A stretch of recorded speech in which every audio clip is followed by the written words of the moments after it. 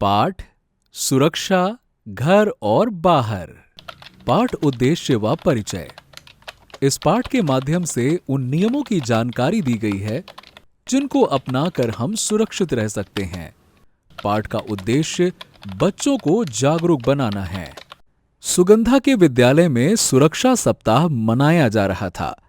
आज उनकी कक्षा में डॉक्टर श्रीधर व मालिनी सरकार आने वाले हैं। सभी बच्चे शांत थे।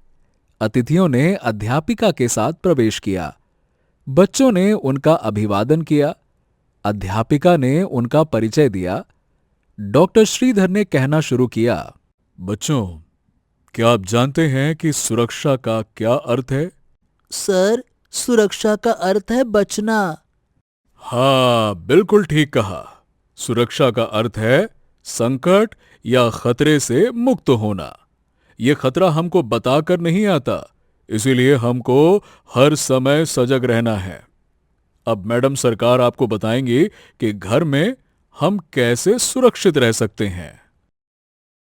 प्रश्न नंबर 1, सुरक्षा का अर्थ क्या है?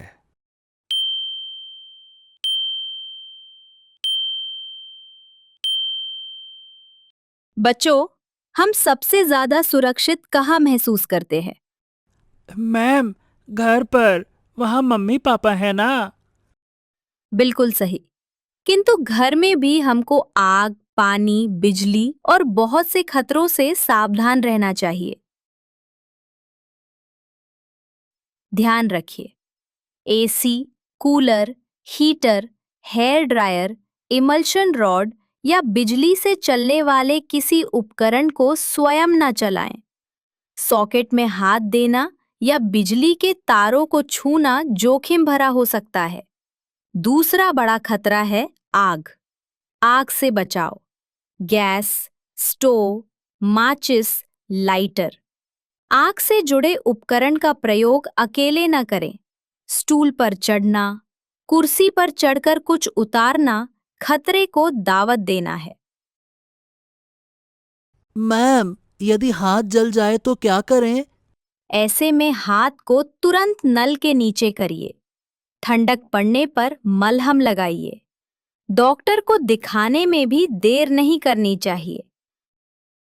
तीसरी महत्वपूर्ण बात है स्वास्थ्य रक्षा। स्वास्थ्य रक्षा। यदि हमको स्वस्थ रहना है तो कटे, खुले, बासी, जूठे भोजन से परहेज रखना चाहिए। जहां तक संभव हो, ताजा भोजन करिए। यदि घर में कोई बीमार है तो उचित दूरी बनाए रखिए और मास्क का प्रयोग कीजिए।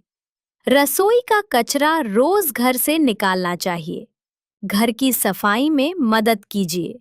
गुब्बारे, पॉलिथीन, सफाई पाउडर या कीटनाशक दवाइयों का स्वयं प्रयोग न करें।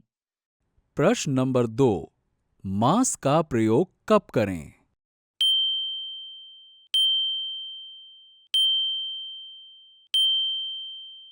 निश्चित दूरी।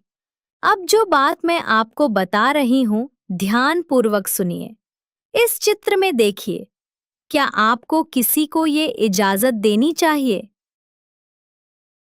मैम, मेरी मम्मी ने भी समझाया है कि अनजान लोगों से दूर रहना चाहिए। हाँ, बिल्कुल ठीक बताया है। पड़ोसी, मित्र, घर का सेवक, किसी भी रिश्तेदार, सेविका, वॉचमैन या कोई भी अपरिचित आता है तो उससे अकेले में ना मिले। टॉफी, चॉकलेट का प्रलोभन दे, जबरन गोद में बैठने को कहे तो इसका विरोध करिए। कभी भी कोई भी बात अपने माता पिता से ना छिपाइए। बच्चों, कक्षा के बाद हम आपको एक छोटी सी फिल्म भी दिखाएंगे, जिसको देखकर आपको सतर्क रहना आएगा। प्रश्न नंबर 3, स्वस्थ रहने के लिए कैसा भोजन आवश्यक है?